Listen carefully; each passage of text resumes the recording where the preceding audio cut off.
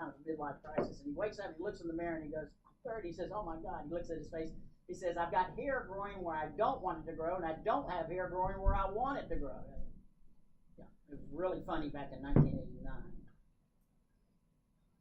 This I think is cute. This is Pepper and Salt. This is the Wall Street Journal. The pictures aren't real clear, but there's a guy sleeping on a couch, and he's laid out over it. You can see if you look close, he has some tattoos. He has a mohawk. He's got an open day or two old pizza box with some old pizza, and he's got a beer can. He's just out. And the man saying to the woman, he says, my kid from my first marriage, I thought he was your kid from your first marriage. See, the kid's just been conning them both. Just living there. What are you doing here? I'm my kid from your wife's first marriage. And she said it. Okay, page 189. Let's talk a little bit about like-kind exchanges. Easily stated, the change is easily stated.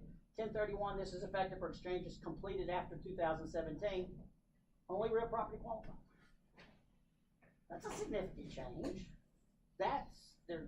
It's never had that limitation since the beginning of Section 1031, which I said yesterday, and it's true. It goes back in earlier revisions of the Internal Revenue Code back to the mid-1920s. It's almost a 100-year-old provision, and they limited it to real properties. Pause for a second. You think, well, wait a minute.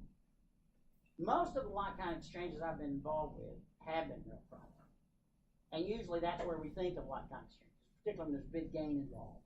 So what's the big deal? And from that perspective, if all you're looking at, what you've been looking at, are real estate like-kind exchanges, nothing has changed. You still have deferred like-kind exchanges. You still have qualified intermediaries. You still have the 45-day identification rule in writing. You still have the 180-day acquiring the property rule, if it's, unless it's before the due date of the tax return. That's why we get extensions beyond the 180 days. So all that's the same. So what kind of transactions are we being impacted by?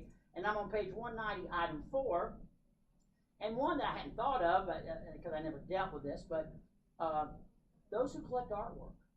Those who collect gold bullion. Gold bullion could be a like-kind exchange. Gold coins could be like-kind exchange, personal property, particularly artwork. I'm told, I didn't realize this, a lot of the high artwork investment property that appreciates greatly, if they want to get other artwork, that a lot of times they do like-kind exchanges of it. Sculpture for sculpture or artwork for artwork. Not anymore. That'll be fully taxable. There were some like-kind exchanges involving copyrights with professional athletes.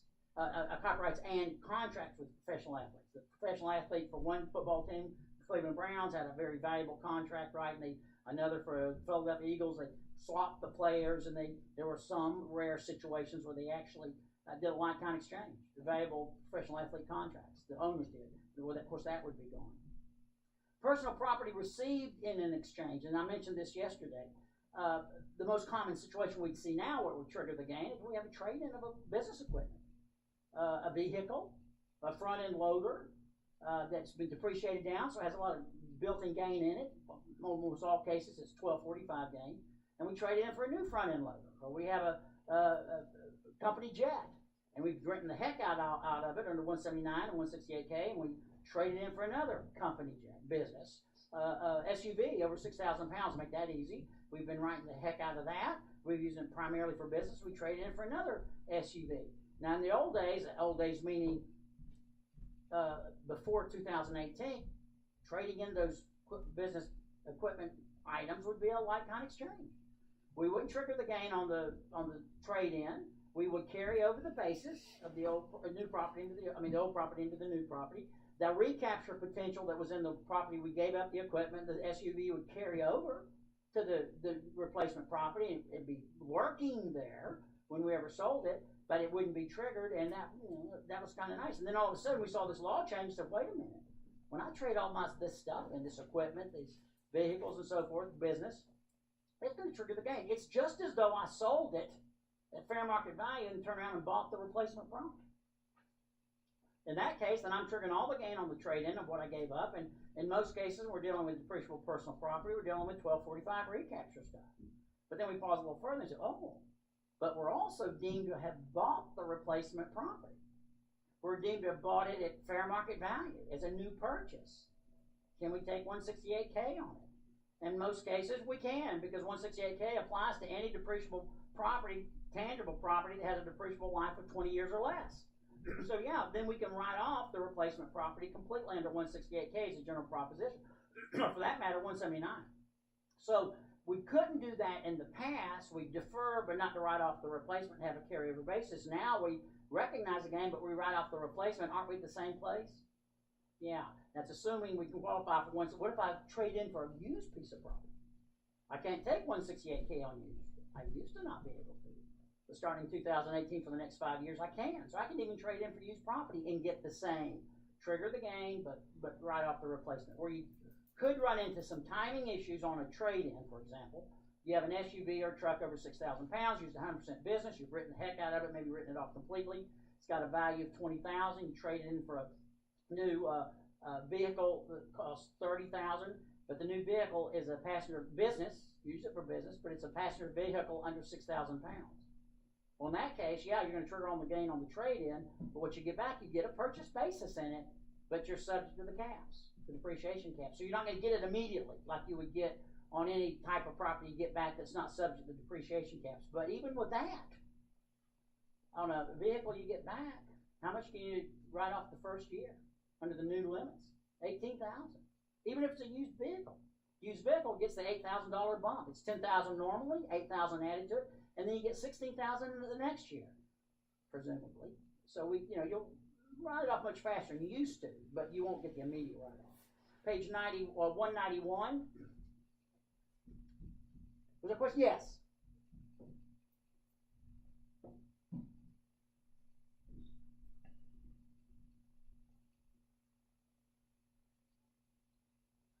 Are you talking about a casualty gain, 1033? You're talking about when you have a casualty gain and you have 2 years to roll it over? Is that what you're looking at? Good point. Very good point. I haven't thought about that. Now let me pause for a second. I'm going to think through it right now and give you a definitive answer, as I understand it. 1033 is a different statute than 1031. 1033 says if you have a casualty gain, building built, but something burns up, and you get an insurance check, and you got a gain. So long as you reinvest in property that is used in a similar trade or business, it's not like kind, it's a similar trade or business, then within 2 years you can roll over the gain. I don't think that's changed. Now, there is one element of that. If you're dealing with condemnation of real estate, and condemnation of real estate is you can have a gain on that, involuntary conversion gain. It's not casualty, it's involuntary conversion, same rule. Then you have to, again, reinvest in the same kind of business operation, but there's a special rule in 1033, and I'm stretching way back into my medulla oblongata. But one of the 1031 does come in on, if I've got this right, on a condemnation, and you take the proceeds within 2 years and invest in new real estate. It only has to be like kind. There is a like kind feature in 1033 when you're dealing with real estate and you're dealing with condemnations. They pull in the 1031 standard, but that still would be because you're dealing with real estate. So you'd still be okay. So I don't think it's going to have an impact on 1033 that comes to my mind. Page that's 1031 blah blah blah blah. Property that doesn't qualify obviously still doesn't. A property held primarily for real estate. If you've got a dealer in real estate and they're holding real estate, they buy, sell, fix up, sell, or buy, develop, sell, and they're really holding real estate as inventory, which is known as dealer real estate. It didn't qualify before for like-kind exchange. It still doesn't because dealer real estate has never qualified. Cost segregation studies. Now, what's that going to do? Well, with the cost seg study, we have a building. Let's assume it's this hotel. It costs $5 million. We break out 30% of it in an effective cost seg study. That's $1.5 million of the cost. Let's assume it's correct. It's effective. We've done it right. That $1.5 million of the $5 million total purchase, we're saying is what? Depreciable personal property. Isn't that what we're saying? We got to be saying that. We're going to take 5-year life on it. In some cases, it might be 7-year life. Now, what we broke out before we look at a swap. That breakout looks even more advantageous now. That 1.5 million, 30% of the 5 million, because we can do what with it? We can take 179 up to $1 million on it. Well, what if unless my 179 total purchases are 2.5 million or more, then I phased out of that. But I can take $168K, at least for the time being, on every dollar of that breakout, correct? Because it's depreciable property, has a depreciable life of 20 years or less, even if it's a used building, because used property qualifies, at least for the time being, for $168K. So in my example, I've got a $5 million building, I'm breaking out 30%, $1.5 million. I can write that $1.5 million off immediately under $168K if nothing else.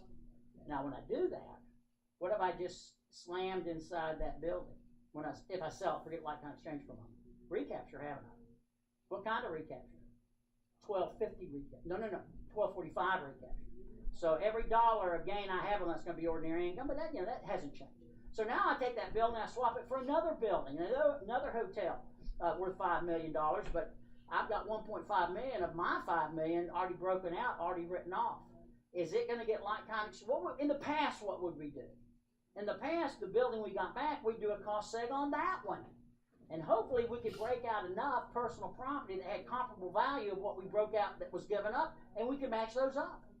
And we'd defer that gain. It would, the basis would carry over, the 1245 recapture would carry over. But now, when we do, whether we break out the other one or not, what's going to happen?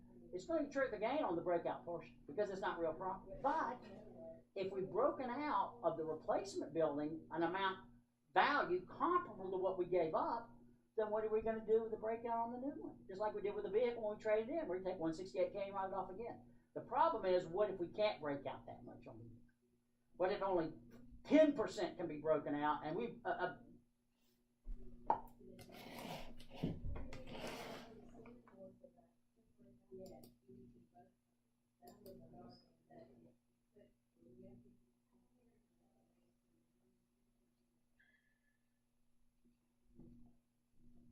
compared to what we had before.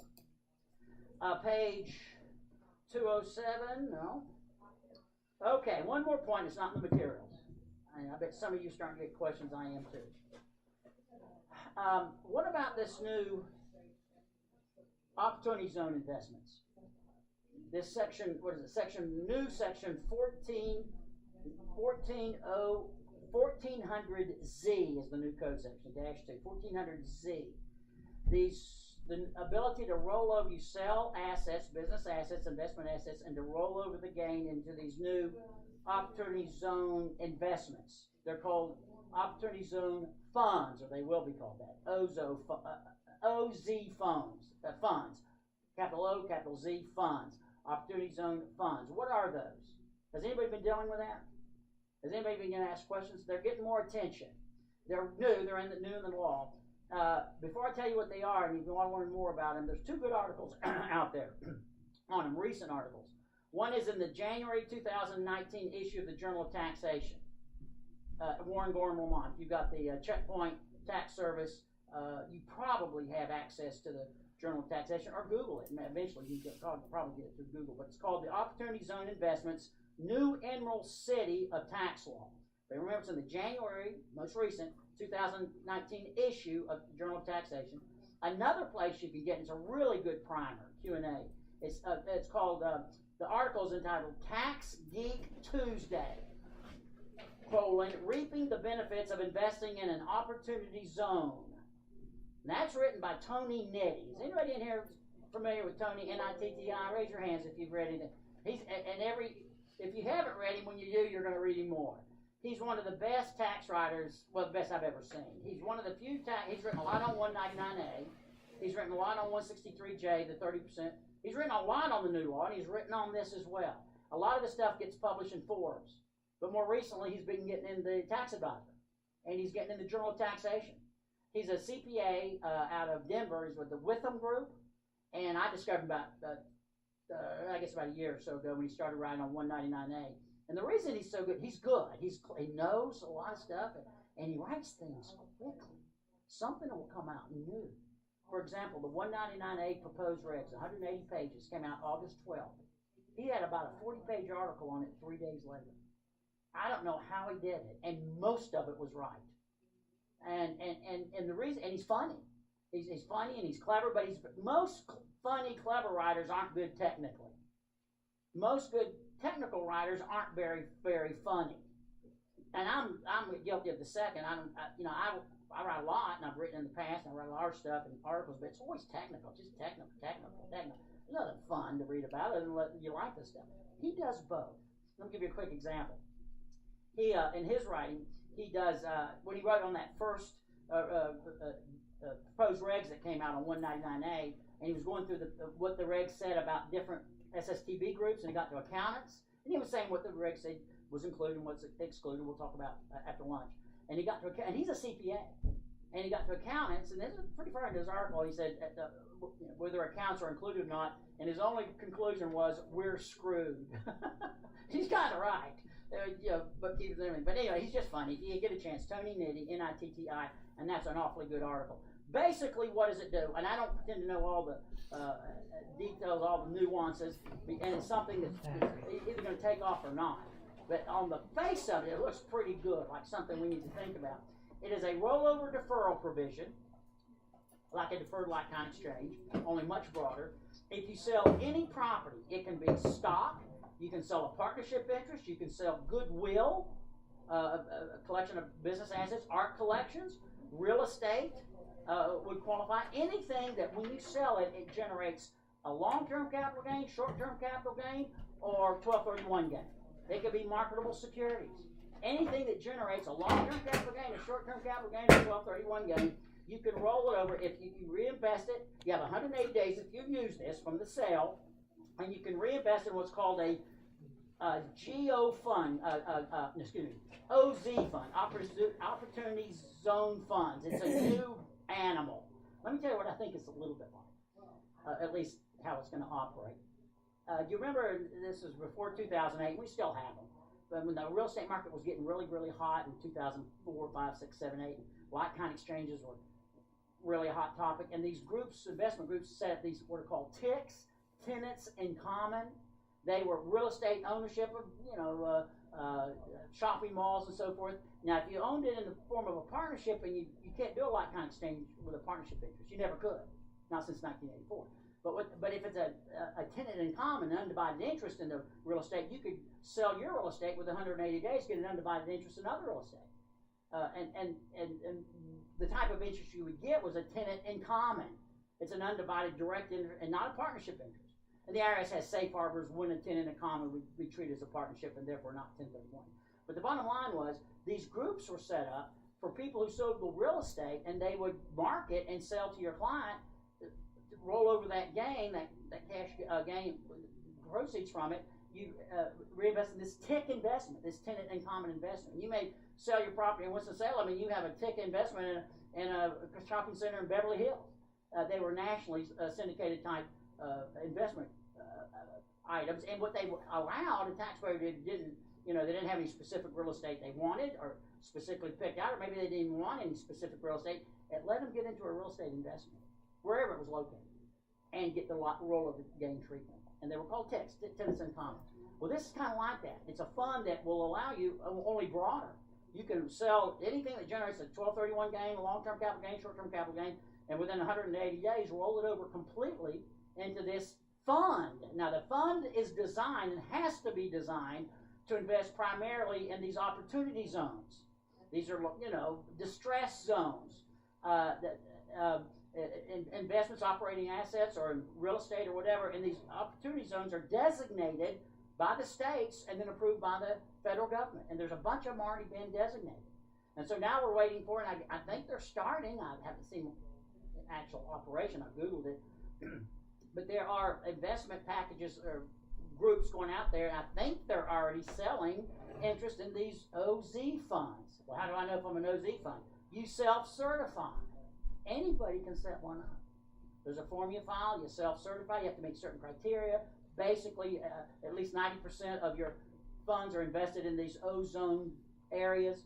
And nonetheless, so that it's got to be in that kind of investment, but it's an investment interest. And it can be they can be in the form of partnership or stock. You may be rolling this gain over into a partnership interest that is an ozone fund. You may be rolling it over into a C corporation stock or an S corporation stock, but it's an ozone fund. So why does it seem so appealing? Well, first you get a tax deferral, and what you do is, unlike with a like-kind exchange, to defer all the gain in a like-kind exchange, you have to reinvest all of the funds, right? If you keep any back, that's treated as boot, and that triggers the gain. In this, you just roll over the gain. So if you sold, for example, your business that had a base of $1 million and you had a $5 million sales proceeds, you had a $4 million gain, you can defer that whole gain by just reinvesting $4 million. The amount of the 1231 gain capital, and the basis portion you don't have to roll it. And then when you buy the new fund, what is your basis in it? What do you think? It's zero, because the whole thing is gain. Now, if you hold it for at least 5 years, then that zero basis you have in that fund, because you deferred it's all gain deferral, you get to eliminate 10% of the gain if you sell it. And if you hold it for 7 years, you get to eliminate 15% of the gain of that fund. And if you hold it, is it 10 years? If you hold it over 10 years, you still get to exclude 15% of the original gain, but any appreciation that occurred after you bought it, if you've held it over 10 years, you exclude altogether. It's gone. So it's a deferral. It's also an elimination up to 15% of the original gain, and it's an elimination of the gain after you bought it. If the property, the investment keeps appreciating, you eliminate with no dollar limit. I don't think there's any dollar limit on the exclusion.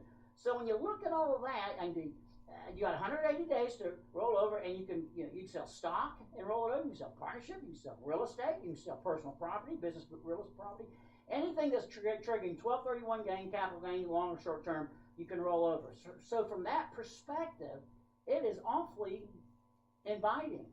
We've never had anything like this. This broad ability to roll over gain. Now, that's the good part. Is it off and running? It's really not. Are these funds up and operating so you can reinvest? I think there are some. I haven't dealt with them enough to know if you can actually go out and invest right now. I think there probably are. But remember, it's an investment. And by definition, it's an investment in something that the states have identified as an opportunity zone, meaning it's probably distressed to some form or fashion. So if you're invested in something with no matter the great gain deferral, some gain exclusion, some all post gain exclusion, that's all wonderful from a tax standpoint, unless it goes down in value. If it goes, you put $2 million in it, it goes down to $500,000. Well, the deferral doesn't mean too much, does it? In the exclusion, so it's in its incubacy, and it will be. We'll see how far it goes. There's been a lot more is being written on it. There's some proposed regs out on it. So I haven't had really any. We don't even have it in the material because we were focusing primarily on the most important parts of the Tax Act, and this was so new and untested, we didn't put it in there, and we didn't have the regs at this point. But just be aware of it, that it's starting to get some action, at least in the tax commentary. Any questions? Yes, sir. Yeah, he says that the gain of subsequent appreciation include 1250, and the answer is, I think, yes. Let me pause. The original gain, it appears you can't defer original ordinary income gain. You have to recognize 1245 and 1250. But the post appreciation that you can gain, that if you hold it over 10 years, you can exclude the post investment gain. I know the general is 100%. I don't know an exception that says if and to the extent it's 1245 or 1250 recapture, you'd have to trigger that. Everything I read, I didn't see that. I haven't seen it either. But I can't say definitively because I don't pretend to know all of it. Okay, that's all I want to say about the OZ funds. Page 207. Yes.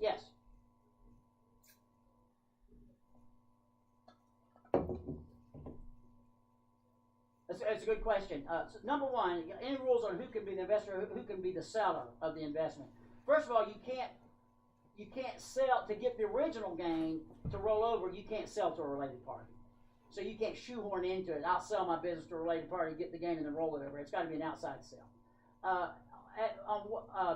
The gain that is originally triggered, if it's a pass-through entity that's selling the assets like an S or a partnership, it can make the election to reinvest within 180 days. If it chooses not to, and this is just the basic rules, that gain that passes out to the shoulder of an S or a partnership, they're the ones picking up the gain. They can reinvest individually, each one in and of themselves. The 180 day, I think it does. If it's passing through to an owner, their 180 day period, I think starts at the due date of the tax return for the past due entity. They have more than 180 days from the date of the sale. That's when they get it reported and something like that. But yes, there are two options. A pass-through owner can individually do it on a gain that's passing through on a sale by a partnership or an S corporation. Yes, sir. And that's just basic. Yes, sir.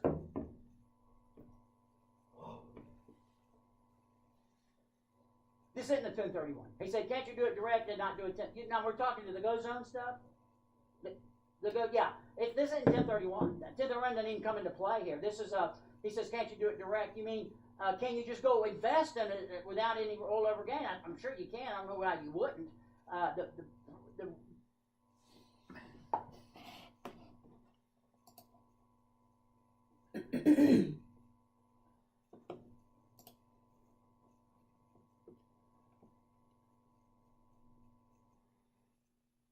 So much nicer now to have this mouse.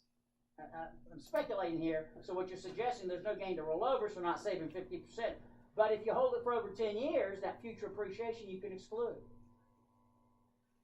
Yeah, and you looked at it, so I haven't just yeah, and that's a good point. And I didn't make that point, and I really hadn't thought about that aspect of it. I was thinking about the rollover aspect, but I think he's completely right. It may be a good investment, or may turn out to be from a tax standpoint in and of itself as an initial investment. And what he's saying is some of these go zones can be near, around developing areas. They're not just totally distressed areas that are never going to appreciate in value. And so what he's saying is if you've done your due diligence and you think that's a good investment, and you invest $100,000 into it, and you hold it over 10 years, then any gain on that's going to be gone. Kind of like qualified small business stock. Yeah, good point. There's another point.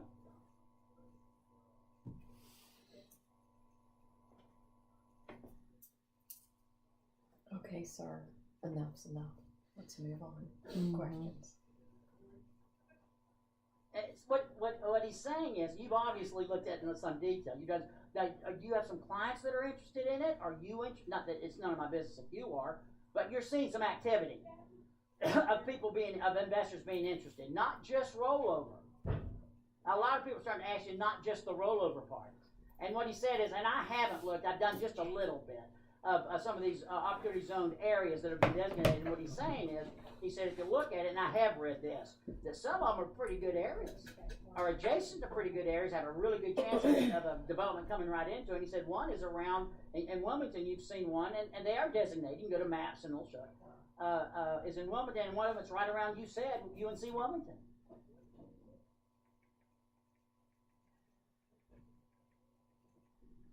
Yeah, and he says again, and that's a good point. I didn't even mention it. I'm not so focused on tax. Sometimes I always tell my students when I'm teaching, don't let the tax tail wag the dog. I'm guilty of that myself. I just was, because all I was thinking about the rollover. But what you're saying is, and he's absolutely right, it may very likely have maybe even a more attractive just to initial investors. That's again doing their due diligence. It's this fund is going to invest in go zone areas which have a really good potential for appreciating, and then you get to exclude it if you hold it over 10 years. It's long holding period, but nonetheless, long-term investment. Good point. We'll find out if this stuff takes off.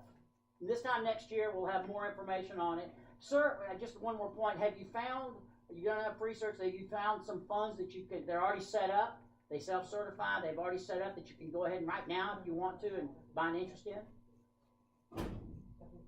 I mean, is there any you've seen that your clients, if they want to, have done it yet, but there's one available? Yeah, right.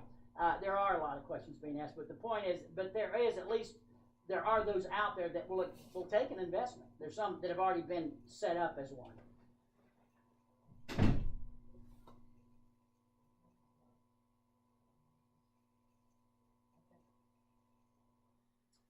So what he's saying is, on paper, you've got a very wealthy family, big legacy wealth, and they've got a lot of investable assets and investment cash, whatever, and they're wanting long-term investments over 10 years, what they're looking at, that can be excluded. You go to the next generation. Now, it is income in respect of a decedent, correct? So if you, now when you pay for one, let's make sure I got this right. You pay $1 million for one, out of cash, not rollover gain. You hold it over 10 years, it appreciates to $10 million, you exclude that $9 million gain. But if you die with it, your basis is $1 million. You don't get a step-up basis, right? That's one of the costs of it. The gain that you would be excluding if you sold a lifetime, you're losing the step-up basis.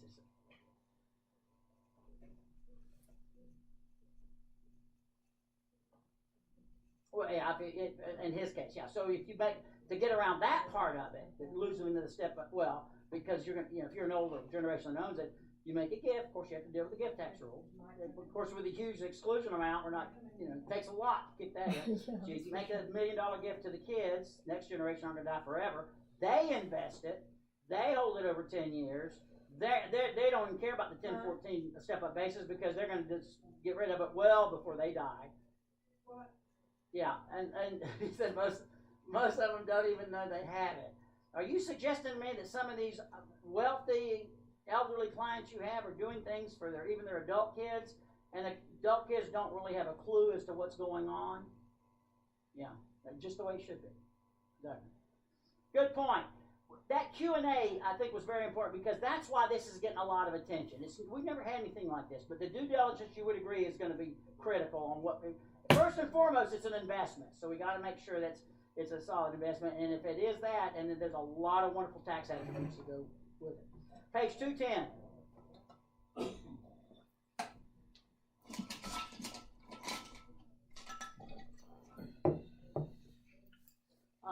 Actually, I'm on page 207. And then I'll go to 210. Page 207, this chapter's an awful lot kind of exchanges. And I'm looking at page 207, and this is the chapter that deals with bad debts. Nothing really changed here, except one thing I want to mention to you. It just shows the ripple effect of this tax bill on transactions you may not otherwise think it impacts. On page 210, item E, I'm looking at a case. It's a Ninth Circuit Court of Appeals. It was affirmed a tax court case that came out before that, but this is the Graves case. It's dealing with this kind of historic situation we have with closely held businesses. You had a C corporation. Let's assume 100% owned by the stock shareholder. Raised it from a pup. He's the owner of the business. He's the president and works for the business.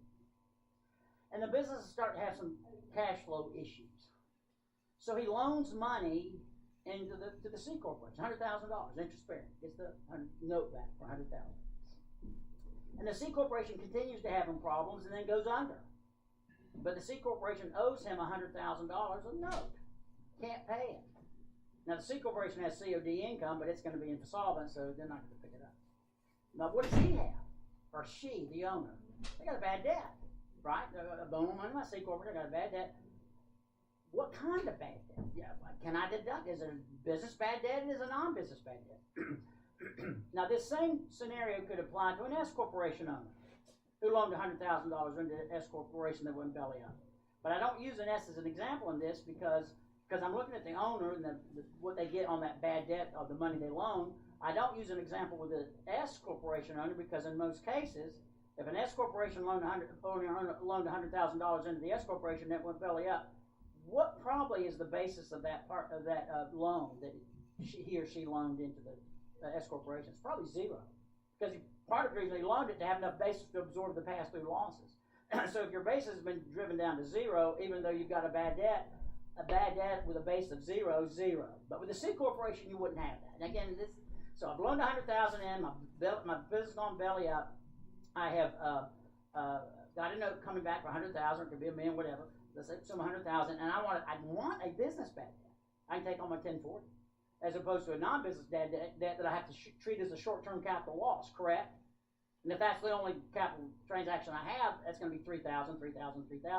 The historic case law says when you're loaning money into your own corporation that you own the corporation or own a major interest in, and you're working for the corporation as an employee, then you can treat it as a business bad debt, which historically you've wanted to do, as opposed to a non-business bad debt.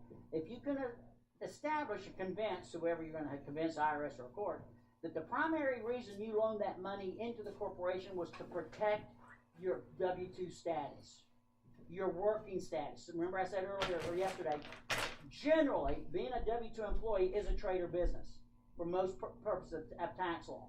So if you can establish, and there's a Supreme Court case on this years ago, and the other courts have followed it, if I can establish my primary reason for loaning that money into the corporation was to protect my, even though I own the corporation or a major part of it, was to protect my W-2 employment, then my W-2 employment is trade or business, therefore the bad debt is trade or business. It's a business bad debt.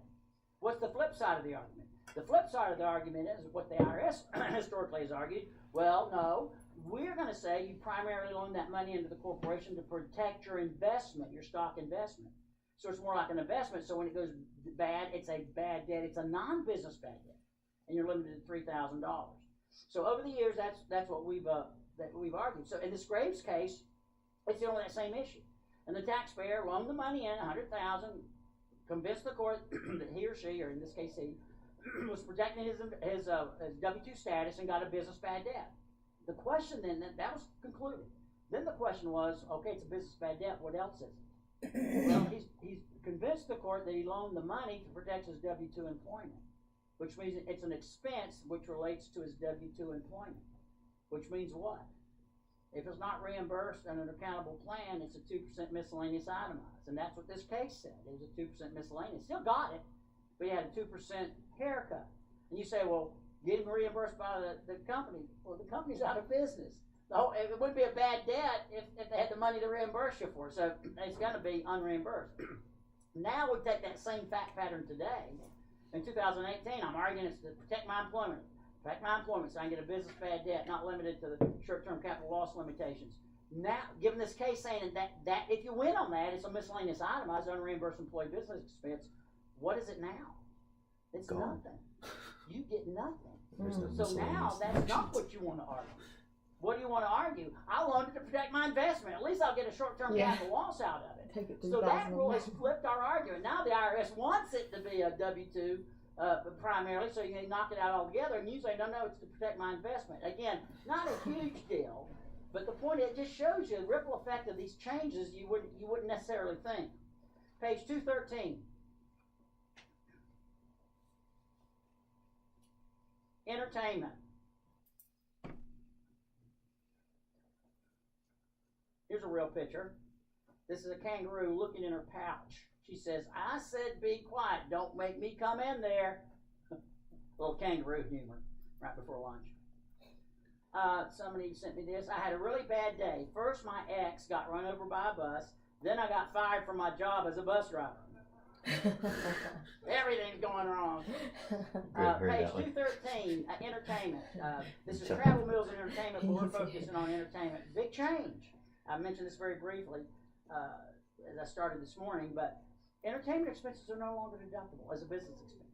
Now, what was the rule before? The rule before 2018, under Section 274, if I could establish that the entertainment I was engaged in, I paid for, was either, quote, directly related to the trade or business of the employer, or was, quote, associated with, close quote, the business of the employer, then we could deduct 50% of it, right? If it's Schedule C, I deduct 50%. If I'm an employee, I get reimbursed by my employer. The employer closes it from my W-2, and they deduct 50% of it. What's this directly related to associated with? Well, what it said, and this will sound familiar when you hear what it is, under Section 274, it says, well, you meet the directly related to test if you're dealing with entertainment, if you had a legitimate business discussion with a business associate, client, potential client, customer, potential customer, during the entertainment. Well, what if you're the kind of entertainment you can't have that kind of discussion, and maybe it's a play, or maybe it's even a professional football, basketball game where you really can't meaningful have. Well, so long as you have a legitimate business discussion immediately before or immediately after, so you can take out for a meeting, then take them to the play, take them to a meeting, take them to play, and that satisfied it. Now, did our clients that did that kind of entertainment, did they always do that? Sure, absolutely. They didn't do it during it, they did it before or after. They document their receipt and everything, and who they were, they should. Receipt, and this is what we talked about, and we get the 50% deduction. That's gone. Entertainment is gone. Now, and when we had a business meal with a client or customer, not away from home over town, away from home overnight, you could be by yourself and that 50% of the meals there, but you have a business client you take out, a customer, a potential customer,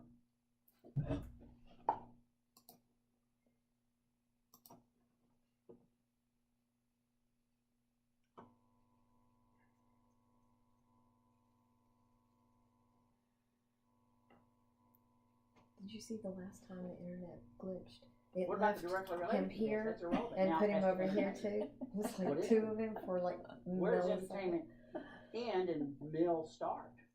Or what is something that's just not neither meal or entertainment? Something, business stuff. And so we have to start looking at what the definition of entertainment is. They didn't give us a new definition in the act of what is entertainment. And I'm looking on page 214 near the bottom of the page. What constitutes entertainment? And we're having to look at old regs under section 274. Actually, reg 274, blah, blah, blah, blah. And that old reg does define entertainment. It certainly describes it. And it should not surprise you. Any activity, which of course, if we're in this, we can't deduct it all, is of a type generally considered to constitute entertainment. That's helpful. Amusement, recreation, such as nightclubs, cocktail lounges, theaters, country clubs, golf and athletic clubs, sporting events, hunting, fishing, vacation, and tax seminars. Threw that last one in. It's nothing entertainment at all. It's drudgery is what that is. But it's what you would, anything that you get a kick out of, that you giggle, that you have fun, that makes you smile. That's pretty broad. Now, it does say, even in these old regs, they say, now, entertainment does not include an activity that is not clearly not regarded as constituting entertainment, like supper money. If you have somebody work overtime, you give them supper money. They said, even the old regs said it doesn't include that. Or working overtime, or if you're away from home overnight, maintaining a hotel room because you got to stay there because you're away from home overnight, that's not entertainment. Or lodging of an employee, which we would assume, again, in business travel, meaning generally away from home overnight. But now, if you entertain while you're away from home overnight, you take a customer out, you can deduct your meals because you're away from home overnight, but you can't deduct the entertainment to the client, or your entertainment if you're entertaining yourself. So even if you're away from home overnight. So that's the generic definition of entertainment. Now, let's see the ripple effect of that. On page 215, near the bottom, item 1 near the bottom of the page, there's a code section. This did not change after the Tax Act. It's section 274E1 through 9. 274E1, 2, 3, 4, 5, 6, 7 through E9. And what that provision does, and still does, we think, gives a checklist. 9 different situations, and in some situations it will stipulate, even under the law change, where business-related entertainment may still be deductible. Let me pause here. If there are certain area situations, even after the tax law change, where entertainment is deductible, it's 100% deductible. There aren't going to be many of them, but it is 100%. The 50% still deals with meals, but the basic rule is you can't deduct entertainment. And the narrow places you can that may be listed in 274E1 through 9, if we come to the conclusion we can deduct it, it's 100%. No longer a 50% limit. This checklist also, so it gives you business-related entertainment, narrows it, you'll see, but it would be 100% deductible. Business-related meals that are 100% deductible. Some are. Most aren't. And then business-related meals, which most are, if they're deductible at all, are 50%. So let's look at E1 through E9, and we start on page 216. And we're looking at the top of the page. And this checklist. Now, there's still some gray here, and there's still some questions we're asking, if and to what extent these apply. Let me pause here for a second. I said yesterday, if you're a member of the AICPA, and I hope you are, I am, you're getting your money's worth in a lot of these areas, and particularly in this entertainment and meals. The AICPA is all over this. And they're all over it. The inconsistencies or the gray areas on what entertainment, if any, is left to deduct, what meals are deductible, how much, 50% or 100%. And they've submitted a series of very detailed questions to the IRS and Treasury to say, look, under the new law, there are some questions here on what we can deduct or how much we can deduct, and these are the areas we think are confusing. They don't only say that. They say this is what we think is not clear, we need guidance, and this is what we think the law to be. This is how it should be interpreted, they say, and it's always for the taxpayer. So in here, you'll see where I've summarized these rules. If there's a comment that gray where the AICPA has raised an issue for clarification or request for clarification on any of these subsections, I put it in there. So you can see if the AICPA has addressed it, it just illustrates again that there is some gray area here. But let's start with 274E1. still in the statute. 50% deduction for food and beverages, not dealing with entertainment, furnished on employer's premises primarily for employees. Now, previously, this was 100% deduction before 2018. Now it's 50%. Now, what kind of expenses are we talking about? Well, we're talking about a company cafeteria, an on-site cafeteria. That used to be 100%. It's now 50%. We think we're talking about snack rooms. Silly as, usually not a lot of big dollars there, but everybody has one. What about snack rooms? Coffee, snacks the employees can come in and use. What about that cost? Those items. Is that deductible at all? Is it 50% or 100%? Everyone pretty much agrees at a minimum it's 50%. It would be a 50% deduction under this. But AICPA is arguing it should be 100%. Under what code section? 274E4. You'll see that in a moment. That's where the employer has a social event for employees, a non-discriminatory. You get 100% there. Meals and entertainment. It's one place you get entertainment. Social events, non-discriminatory, primarily for employees.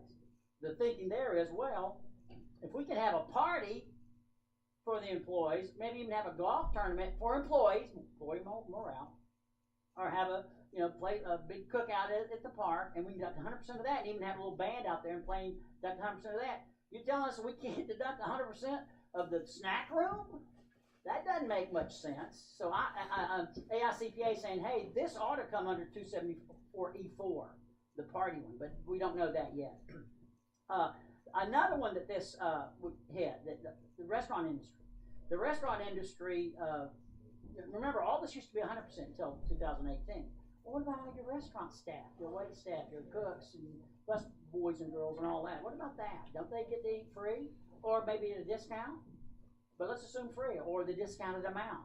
What do we do for that? Don't we deduct 100% of whatever that cost is? What about now?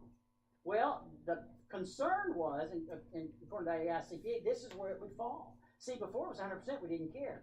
Now it looks like we could only deduct 50% of the food eaten by a restaurant employee. That's a big deal. How they're going to treat that. Now, one way to get out of that, when you're dealing with food in a restaurant that your employees are eating, there's one place you can put it that won't be limited. It's buried in cost of goods sold, right? What do you mean? They're not eating anything. They nibble here, nibble there. But, they try to protect the big restaurants. They try to do the right thing. Now, I will tell you, as recently as 2 nights ago, I read something in the Blue Book that looks like IRS, and certainly the Blue Book says we're going to give the restaurant employees 100% deduction. Not under this. It's going to be under 274E8. We'll see that in a moment. It's not obvious. Now, okay, so those are snack rooms, cafeterias, and so forth, 50%. 2 and 3, if you read those together, what they're basically saying, the way we read it is, if and to the extent, let's say you have an employee that is used to entertaining customers and clients, and they take them out, they document, and they get reimbursed. They take them to a football game or a basketball game or a play or maybe dinner as well, and they get reimbursed under an accountable plan. Let's assume it's entertainment. We know that can't be deducted. But they entertain, they meet what the old standard used to be, and they give you back the bill, and you reimburse them for that. Now, under the old days, you would exclude it from their W-2 and deduct 50% of the entertainment. Now, what do? Entertainment's not deductible. The general rule is when you reimburse an employee for an expense that's not deductible at all, which entertainment isn't, then what do you have to do? You got to put in the W-2. You got to put in withhold the whole shebang. Now, two provisions seem to say together, the way Don and I read them, is that with entertainment, you really have an option. So long it's legitimate with the client and so forth, and they document it. If the employer reimburses that employee, as we said, and we give you the discussion of the old notes that we look at, as we said, we think the employer has the option to either put it in the W-2, of course they deduct that because that's the W-2 expense, and the employee would have to pick that up and get no offsetting deduction. Or not put it in the W-2 and not take the deduction at all. I mean, that makes sense, kind of a consistency there. But if in fact we're right on that, then that notion is going to be nice for companies that are used to reimbursing their employees for entertainment. Because if they've got to put it in the W-2 now, there are going to be a lot of unhappy employees getting reimbursed for this entertainment they you exclude. Now, if they have the option, that is, the employer's the option, if it's documented to just exclude it from the W-2 and just not take the deduction, of course, we're still losing the deduction, but we're not having to impact the employee who's getting reimbursed for that. And I think you do have that option. And again, you deny the deduction, but it's on the employer side. The other option, the other thought is that since it's non-deductible, you have to put it in the W-2, and then the employee gets hit with it, and the employee doesn't get an offset deduction. We think you have the option. You can do that. You can put it in the W-2 and let the employee get hit with the lack of deduction, but we think the employer can exclude it, and you can read our discussion and not take the deduction themselves. Page 217. Section 274, 274E4. Now, this is a big one. This is one that allows 100% deduction for recreation, for entertainment, and that's the one I've already mentioned. And 274E4 says, basically, that you can deduct 100% food and entertainment for recreational activities, expenses for employees, including meals, that's non-discriminatory. Office parties, outings, employee outings, that you could have a band. That's one of the few places you can still deduct an entertainment cost. So that 274E4 is still there, and concedes it still operates, so, and we still get 100% for that. Now that's where I've already said the AICPA said, well, if it works for an office party, including entertainment, why the heck doesn't it work for the break room on a day-to-day basis? And from a consistency standpoint, you think it would, but anyway, that's what they're asking the IRS. Give us the break room under this as well. Just administratively, they haven't done that yet. 274E5, that's 100% deduction, actually for entertainment, and a 50% deduction for meals related to employee, stockholder, or business meetings. The employee, if you look at the regs, the employee meeting, the kind they're talking about is like a staff training. It doesn't have to be all employees, but you've got a staff training situation, or a stockholders meeting, or a business meeting. The 274E5 says meals 50%, entertainment 100%. Or 274E6 says deduction for entertainment, almost break time, for meals directly related to necessary to meetings of business leagues, AICPA, NCACPA, those kind of meetings that you pay for in the food. 100%, 50% for food, but 100% for entertainment. That's always been there in the one clause. The technical corrections bill that was just released about a week ago says we never meant on these two, E5 and E6, the Congress didn't mean to give you any deduction for entertainment when you're dealing with employee meetings, stockholder meetings, business meetings. Now, technically, the statute might read that way, and to me it does read that way, but they're saying that's not what was intended. So be wary of the 100% entertainment on an E5. They're saying if the technical corrections bill passes, it says we will clarify you don't get any for entertainment there. So that E5 where I say 100%, that's suspect. But the mills clearly would be 50%. Same with these business league meetings, where you go to NCAA, CPA, any kind of business, you get 50% for the mills, but they're saying E5 and E6, we did not intend for you to get 100% or any deduction for entertainment at some kind of NCAA, CPA event where you're entertained as well. So be wary of those. And finally, and we're almost at break time, item 9, 274E9, we come back from lunch, I'll hit that one, finish up the entertainment, and we'll pretty quickly get into 199A. Enjoy lunch. I'm going to get up, go to the room for a few minutes, and we'll be back at 12:45.